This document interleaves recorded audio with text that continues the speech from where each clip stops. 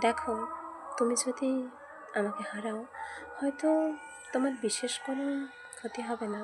কিন্তু কি জানো তো, তুমি এমন একজনকে হারাবে যে তোমার জন্য সবসময় ঈশ্বরের কাছে প্রার্থনা করতাম যাতে তুমি ভালো থাকো, সুস্থ থাকো, হাসি খুশি থাকো। সমস্ত চাওয়া পাওয়ার ঊর্ধ্বে গিয়ে এমন একজন তোমাকে ভালোবাসতো, যার মতো করে ভালোবাসতে হয়তো অন্য কেউ তোমাকে পারবে না। অন্য কেউ হয়তো আরও অনেক কিছু দেবে, কিন্তু নিঃস্বার্থ যে ভালোবাসা, সেটা তোমাকে কখনোই দিতে পারবে না।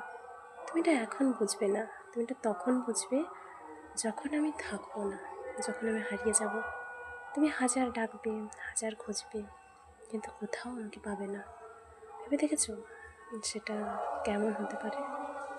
হয়তো তোমার তাতে কিছু যাবে আসবে না, কিন্তু ওই যে ভালোবাসাটা, যেটা তোমার জন্য বরাদ্দ ছিল, ওরকম ভালোবাসা তুমি আর পাবে না।